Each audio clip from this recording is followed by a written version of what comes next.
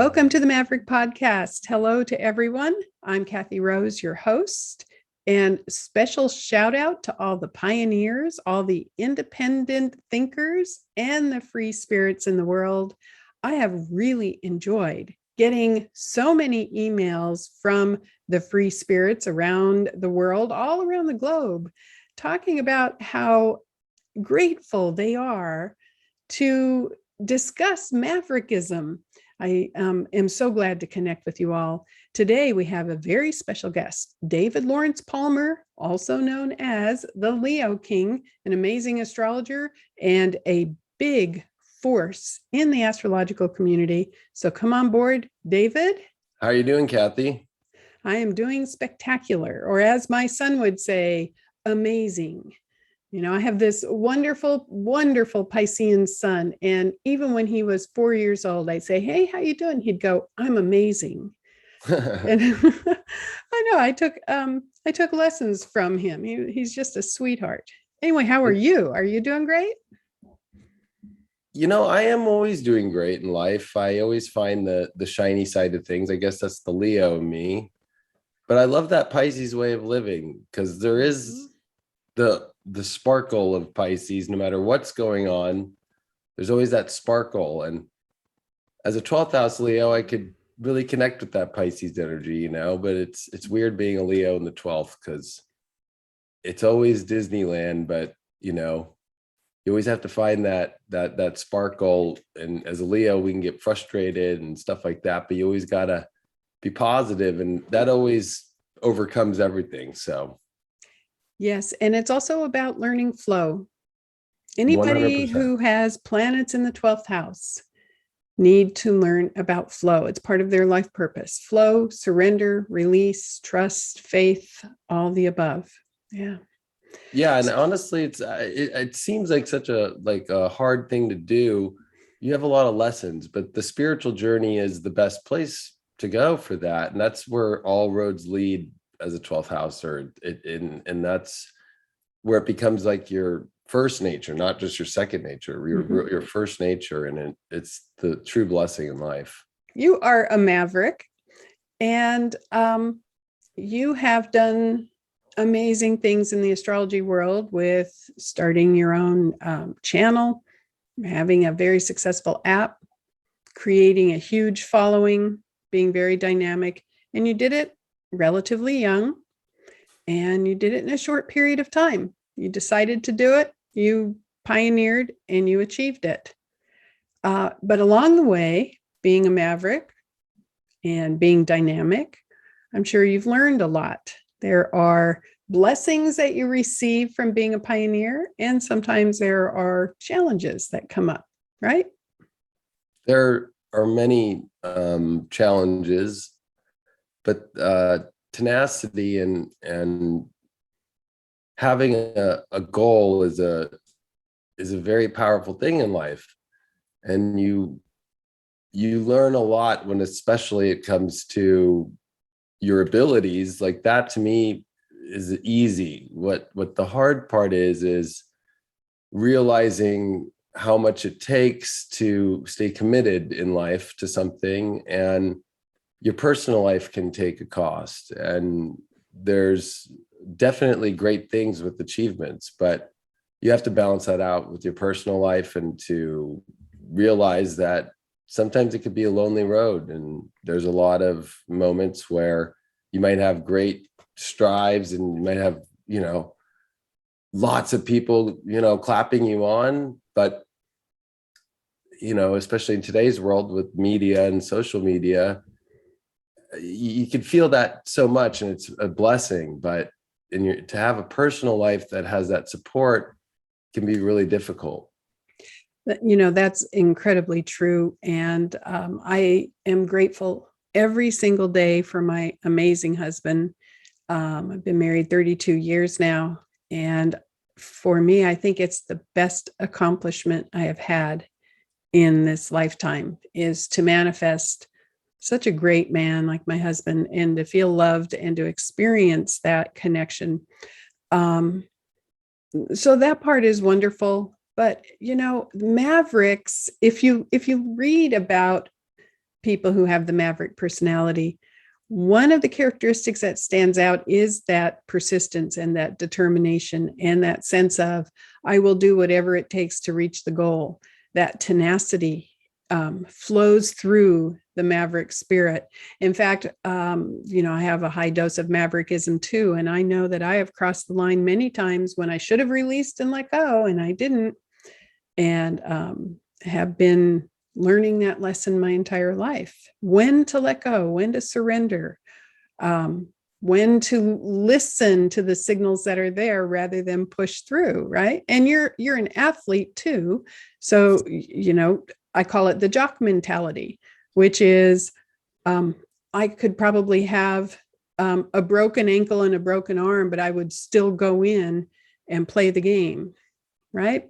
Right. Yeah. Or tendonitis in your wrist, like right now, or, there's always that part, like you said, that just straight will that never stops. And you have to know when to surrender. And for me, what I've done is I've got my main goals, but I tend to kind of also broaden my life to have lots of dreams, like still being an athlete from high school and even before that, but to continue that into my 30s, into almost my 40s here as a professional jet ski racer is something that like counters all the big goals with astrology or running a full TV studio and app, and then the TV personality in my life. So it's like, those are the things I try and balance it out with, is like my personal life is actually more goals, but they're the things I really love in my life. Or music, I've been a professional DJ for over 12 years now. So it's like, then I have that side too that counters the astrology part and all the CEO work I have to do. But it becomes a lot of plates. And that personal life for me is more of like, I was married, I've gone through a divorce now, and I left the house when I was 18 and went into the military, and then just have not stopped. And I'm 37 years old now. I'm in my nodal return. And it's just like, life, friendships and so forth. Like I never really got that like friendship, like kind of like group thing after I got out of high school and in my 20s. It just like, I went on the goal. And so it can kind of be a little bit lonely. You see people and you do things, but that's always, I think, the hard part about the Maverick journey is there always is that kind of aloneness. Maybe it kind of like reminds me of like old Western movies, like kind of riding into town, right? And just like you're on the horse and everybody's looking at you and you're just like, does anybody want to hang out with me? Maybe I don't, you don't know. Yeah, but you will attract another Maverick as your mate. In fact, I have your chart, and of course I looked at it, took a glance, and next year your solar arcs are beautiful for relationships, if that's where you want to focus. You have the most auspicious relationship solar arcs coming up next year. So I believe that wave in your life will open up if you choose to focus there. But, it is attracting another free spirit, so that you two can join together. And again, I'm so thankful that my husband is like that. We are two free thinkers coming together and supporting each other. I know. And that's a beautiful feeling to have. And it's definitely where my life is at. That's you're ready. Life you can cherish. And life is so much. There's so many beautiful things in life, and goals and being a Maverick are really important to me. But there's also, so much time that we have in this life, and there's so many beautiful enrichment that's the opposite of the Maverick, that keeps the Maverick up. I think that the Maverick reaches a moment in life where you can continue to do it and you never will stop. That's the weird thing. But you realize there is nourishment that is needed. And the nourishment is not asking for a lot, really, because the nourishment of being a Maverick is so beautiful and intense and thriving. But there, it reminds me of the Eagles in the song Desperado a little bit. It's like there's a moment in life where, like you can just, you have to let people in. and you have to let that nourishment in that way.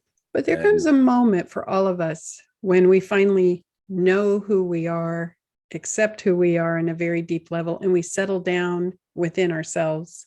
And that's usually the moment when the soulmate type of relationship can come in, because we have to be whole before we attract the other whole person. I'm hoping in this new world that we are all going through that, that finally it's changing enough to where, like right now, we need the beautiful balance of just the world in every direction.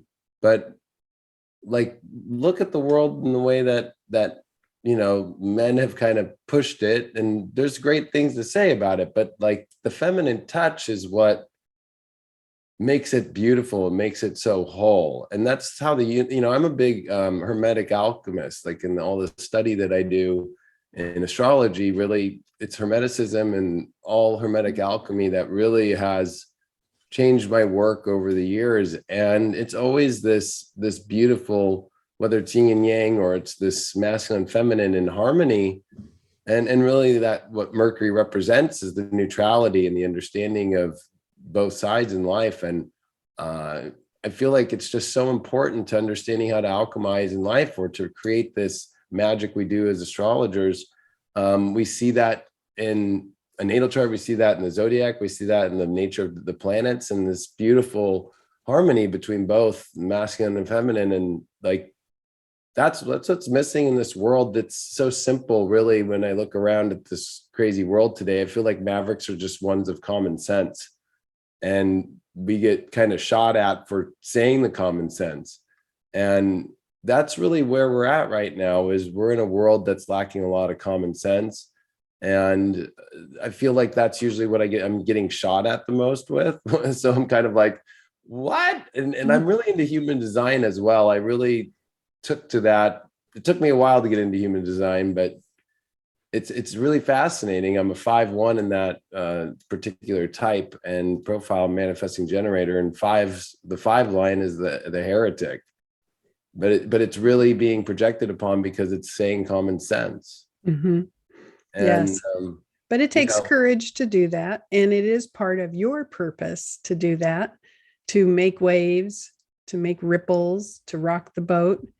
But I believe, just from looking at your horoscope and knowing your current or recent work, that a shift is coming in, and an adjustment is coming in. And, you have all those fixed planets in your chart. And one of the things I say about fixed signs, which I am one, I have a lot of fixed energy, is part of our purpose is to learn when to release control. It's learning the correct use of will, and that many times we have more control when we release control, and when we release our attachments to things working out a certain way. One of the ways I learned it is I gave birth to 2 mutable children. Both of my children are high mutable. Wow. And here I am, this fixed mother who wanted everything in order. And so they taught me a lot. I taught them, they taught me. But the big challenge is learning how to relax that focus sometimes, and how to adjust and flow instead of just laser beaming and plowing forward. Because, you have the strongest Mars in the whole zodiac. You have Mars in Scorpio. And that's the Mars that can move mountains. That's the Mars that is absolutely indomitable in its focus. And that can be a plus, and that can also be a liability, right? Yeah. And we have liabilities with everything, but I think even listening to what you just said, has so much commonality with my life. It's that I will not eat, or I will be there no matter what, or, okay, it's only a couple hours sleep, but here I am and I'm full force. And a lot of people look at me like, are you like a cyborg or something? So I was like, no. But I feel like if you were, my father just passed last month, and so it's been making me think more about, the process of death. And if I were on my deathbed, I would not want it any other way. I'd rather have gone all the way and done the things in life I wanted to, and had some battle scars and had some of the moments that I've had, or had, broken ribs, and have all these things that have happened in my life, then I don't know if I would be satisfied. And I think that the underbelly of taking too much of that energy away from fixed energy, or at least in my life, is it goes into oversaturation in leisure or luxury, or things that could be on the wrong path. And the late Jeff Joward, when he did a reading for me in the end of 2014, and he was super fixed, there was just so many things that he really helped me see in my life about how to really use the energy of that fixed energy and to direct it into things that really are good, instead of just like the leisure aspects or the things in life that really are not. Where to focus the laser beam. Exactly. Yeah. Where do you focus the laser beam, and when do you soften the laser beam? Yeah, because it can be one of those things where that laser beam can be just pointed in the wrong direction. And it is a force to be reckoned, but it is also, it requires wisdom to use it gracefully. And so grace is what comes in and what helps the Maverick, who has amazing fixed energy, to develop that wisdom and the softness and the flow. Because otherwise it becomes too tight. That's what I find with fixed energy. If it's not mixed with grace and flow, it's tight because it's forcing, it's trying to make it happen. It's pushing. Yeah. And then it looks like frustration, or it looks like, it could look like a lot of ways, but you're right that there's always that smile when you can tell fixed energy is in the grace, right? And then you can also tell there's kind of a frustrated look, when you're not in that flow. And and it's interesting because I'm thinking of so much of the Hermetic alchemy, and you always see the bull and you always see the eagle up there at the top above Mercury. It's like that's like the final reach point, with whether it's Yeshua or God or the ethereal. It's kind of interesting that that's what you always see up there, is the Taurus Scorpio axis up there.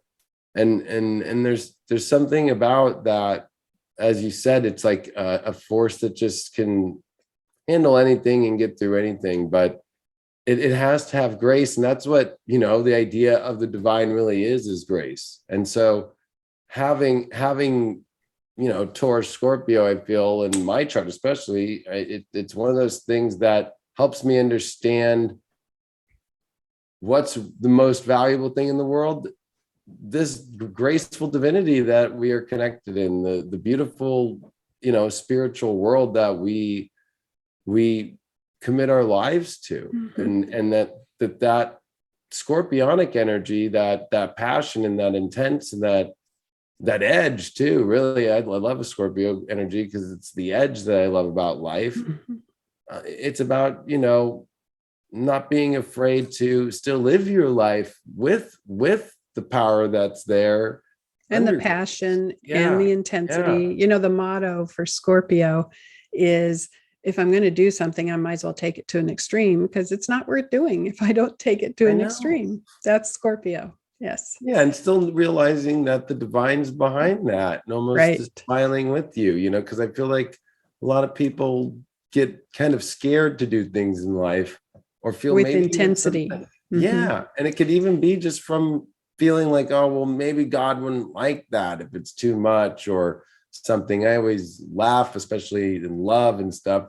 It's always like there is no like floating book of all these certain ways that things are. There's just this beautiful way of tapping into your intuition, which is what I love about that Scorpio energy. It's so intuitive that it's so set on, without a doubt, that this is the energy, and there's a feeling to it. That's the best part, that it's a solid feeling and it's a solid intuitive knowing.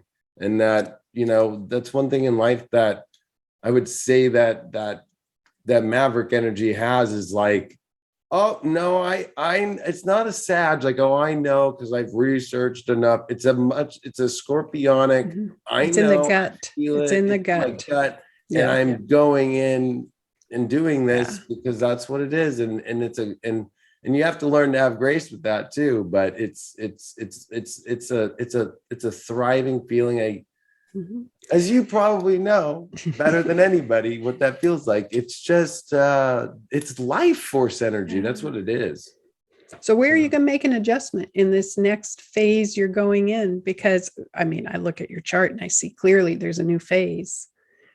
Yeah, and I'm curious, what's the adjustment? I wish I really knew. I'm not going to sit here and say that I know, because I don't know. Don't know yet. Yeah, I don't know yet, and I'm okay with that. Yeah. But I'm feeling the transition, Mhm. and I'm feeling where to take that powerful energy and that, consolidating it better and also distributing it better. So So that you are more nourished, body, mind, and spirit. yes, and it's one of those things where I just can't just just kind of like let things dissipate, and while it figures itself out. I have commitments I've made to the businesses that I run, and when you go for the big things in life, they require responsibility.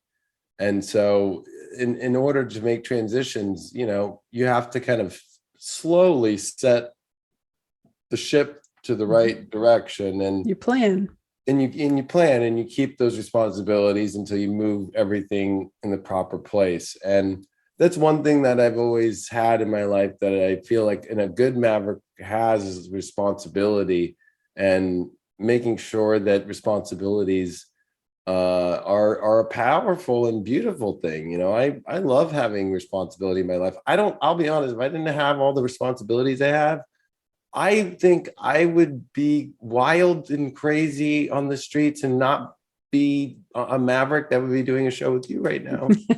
It would be more self-destructive rather than productive. Yeah. And so that for me is, where's just the changing of the tides that are happening, and maintaining my responsibilities I have, and finding a way to find that new path, and slowly take one responsibility down and move it to a new responsibility in a new space. And it's just, one moment at a time. And that's what I love about the journey, especially that I'm coming to the end of my 30s, is really like how well responsibilities worked with still being a Maverick. It's something that almost seems kind of impossible, but really it's not. It's really a powerful and beautiful combination. And I feel like I've done a lot of the work that got me to places I never even believed I could get here. I always aim really high, but then again, I'm always like, oh wait, I got here. I got to aim higher now. I remember that was a feeling I had, 5 years ago. Like, what? Like, there's more. I could still go higher. So, but it was responsibility and learning to always show up, and I had to prove that to myself for 10 years. That's what's coming up as a daily video horoscope for 10 years straight. It's one of those things where you're like, what just happened? Yeah. 10 years later. And it's so important not to burn out though. And that's the thing with the fixed modality in particular, is you can go beyond the point where it's nourishing. And so Mavericks with fixed modality can be their own worst enemy sometimes if they don't learn to listen. And that's the opening up to being a conduit.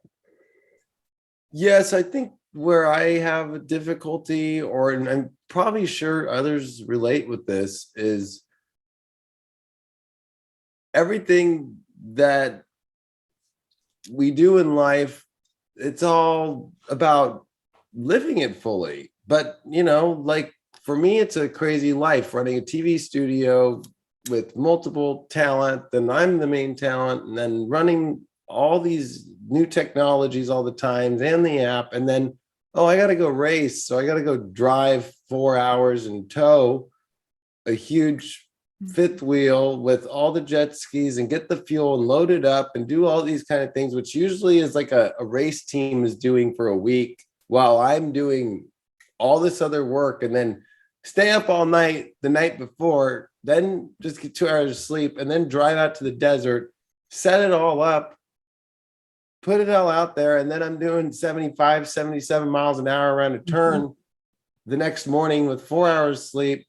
And then do the whole weekend and be out in the sun, and then pack it all up on Sunday night and get back at 2 a.m. and film all night until 7 a.m. and then have responsibilities by 10 a.m., by 11 a.m. and have to act like, no, I just wasn't out in the desert for 3 days, racing jet skis and out in the sun and moving things and everything. And it's one of those things. This is a common theme that I hear from high achieving fixed modality Maverick people. And you get to a point where you say, am I applauding myself enough? Am I congratulating myself and feeling good about the fact that I wasn't limited? I just did this race with 2 hours sleep, and I pulled something from the universe, some unknown power to fuel me to be able to do it. I mean, I remember times in martial arts, because the master hated me, where he would train us so hard. He really wanted to make me pass out, which of course never happened. But in order for that to take place, I had to pull something from the universe. All athletes know this. Some of the most spiritual people I've ever met are athletes because it's primal. They shift to their belly, they drop it into their body. And the spirituality and the unlimitedness and the connection with power is not in the head. It's this beautiful primal thing.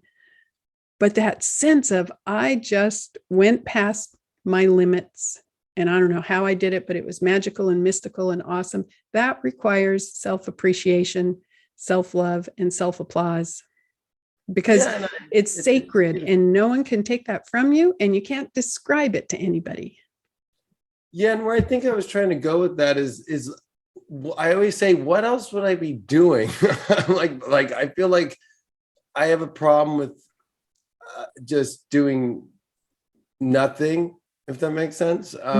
It's one of those things where like I can have no problem resting when I need rest, but I need to be exhausted fully out. And too much time, like to me, my worst nightmare is a vacation, believe it or not. Unless there's a purpose behind the vacation. Right. Like I'm with you. Yeah.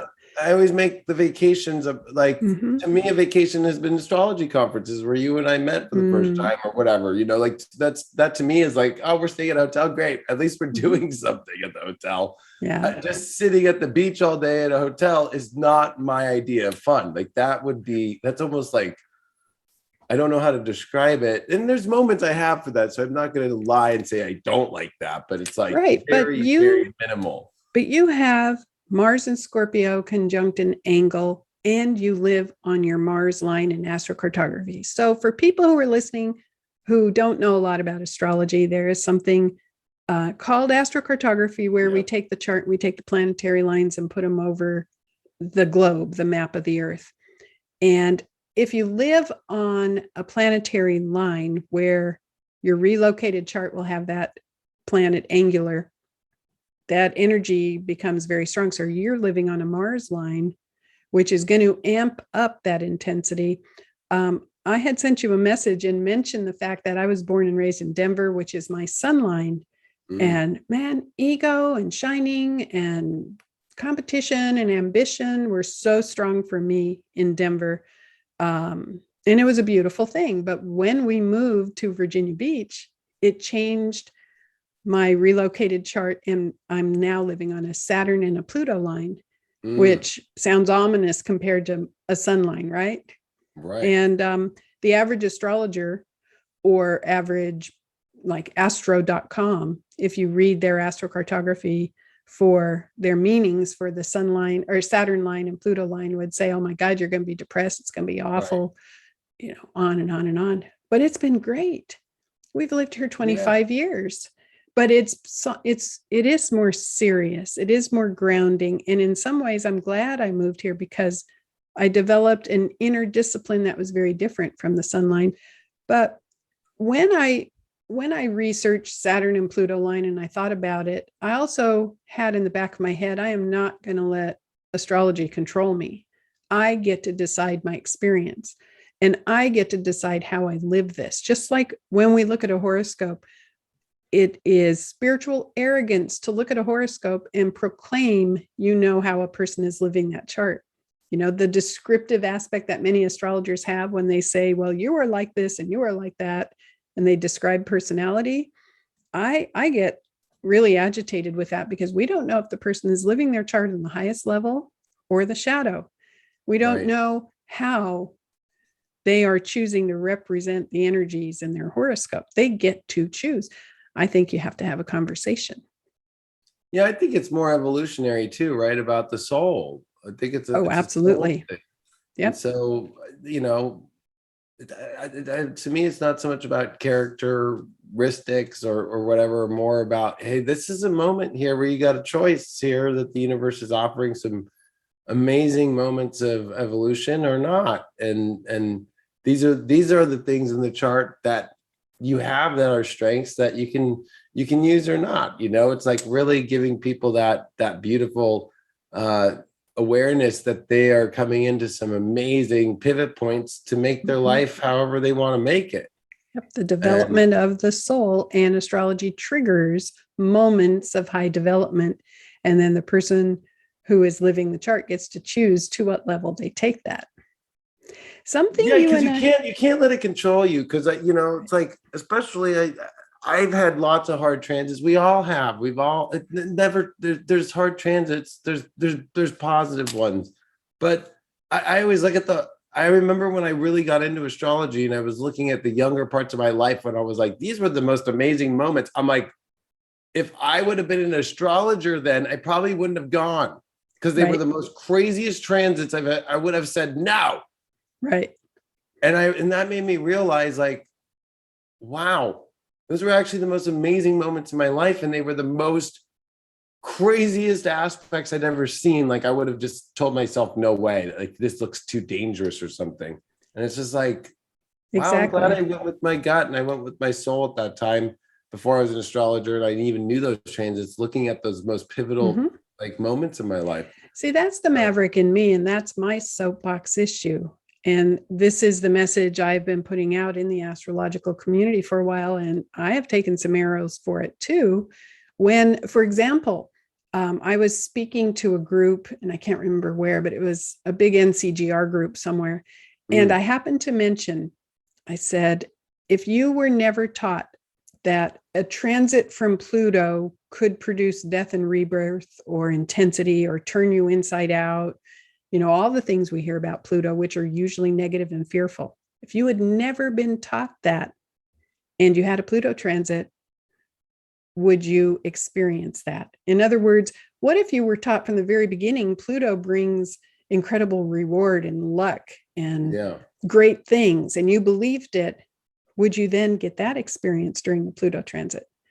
And I said, our bias produces the result. And if we've been trained to fear Pluto and think it's going to be intense and horrible or end certain things, we're going to manifest that. I had a lady in that lecture stand up, hands on her hips, like Mussolini, and she got really, really mad and wagged her finger at me and told me I didn't know what I was talking about. And Pluto is Pluto, and we have no control, and it will do these things. And I challenge that. And that's my Maverick issue. I agree with you completely. I mean, my whole life is Sun square Pluto, and Same here with me. Yeah. Oh, well, so then there we are. So, like maybe that's why we're not, we face Pluto every second of every day. And if anything, I've looked at it as the greatest gift ever. It's always like, that's the boundary. Okay, no big deal. And then there's not, and then the more that I step into fear, the more gifts there are everywhere. But see, this is a Maverick conversation right now, because the Maverick spirit doesn't want absolute predictions, because an absolute prediction would limit you, would limit your choice and your freedom. The Maverick spirit says, just kind of give me the outline and I'll take it from there. Hand me the reins and let me go. Let me do my leadership energy. Let me make the decision. That's the Maverick spirit. I'm a predictive astrologer. I put out big predictions, and that's part of my Maverick element. But at the same time, it's like I'm just like more of a predictive element that's like, hey, be aware of these things. Right. That's kind of how I make my predictions. Like, be aware, this is very probable, and live your life the way you want to. But like, if you knew this information ahead of time, it would probably help.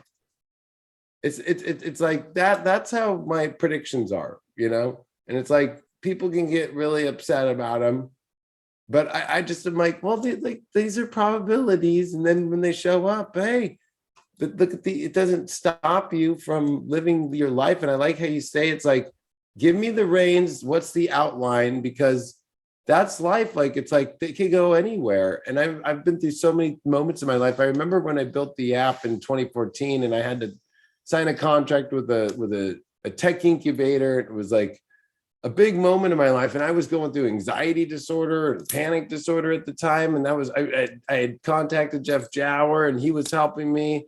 I'd contacted you the following year to do a solar arc reading on me. And I was like in a really weird place that changed so fast. Even though I was going through what we would call bad or hard transits, my Saturn return was finishing and all this stuff. And it's already in Scorpio, my Saturn. I'm like, whatever, I'm still going to do it. I'm still going to just make this. If I could do it, I could do it. And it all turned out to be the biggest blessing of my life, going through those fears, going through those things that, most people were telling me I should probably not do it. And that made me go, I'm still going to do it. Now I have to do it. I was like crazy, but I got through, and I actually then got help at the same time and was able to do both. Mm-hmm. Yeah, I think you going through that has taught you really have no limits, and whatever life throws at you, you have the confidence to be able to handle it. And that the wisdom of knowing that you are capable, knowing that about ourselves, but also being able to project that onto other people, that we know other people are capable. So when you make a prediction and you say, hey, think about this, and then decide what you're going to do, you're assuming other people are capable as opposed to incapable. Correct. And that's the thing is I'm all about this collective journey we're all on.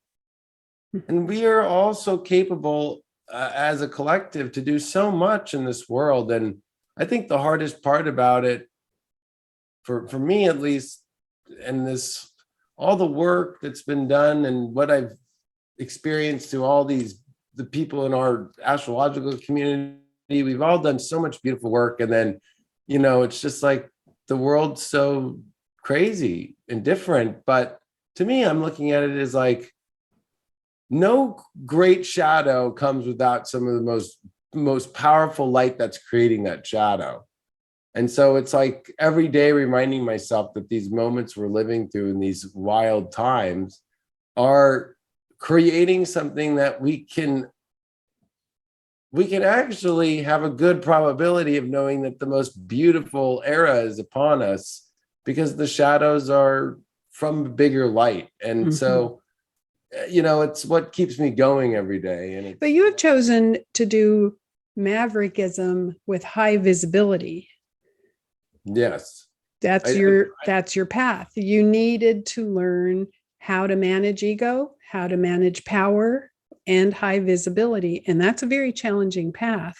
Visibility can be looked at as different ways, right? But there's so many people that have gotten so much information from you, and their lives have been changed by you. And I don't want you to forget about that either, because I feel like maybe the way that I do my visibility is just like, I've done more of the Hollywood TV thing mixed with the media and social media things. But I feel that people that are into astrology don't care about that stuff. They really don't.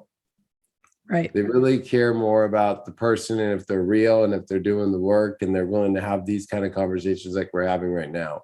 And that's something that you've always showed up for, always. And you've always been very Maverick in the way that you do your work just by showing up and doing it and making people go, I better check myself. I got to do it a little bit better because she's on top of her game. You were on top of your game right away when all this technology came out a decade ago. Well, thank you. Well, I wish you the very best in this next phase that I believe you're going into. A deeper phase. You're already very deep, but this next phase, I think, is going to be really exciting for you. And I'm going to look forward to how it manifests in the world and what service you are offering, or how it's adjusted, how it's changed. And I think this next few years for you is going to be incredibly exciting on many, many levels. You know, I just want to say thank you for having this talk and always being there. People don't know, Kathy is a cheerleader for so many people, not only as clients, but as colleagues. Thank you. And you've been one for me in my life, very big. And it's been a beautiful blessing to have. And I just want to say thank you for that. In this next phase for you, I wish you all the best and much love.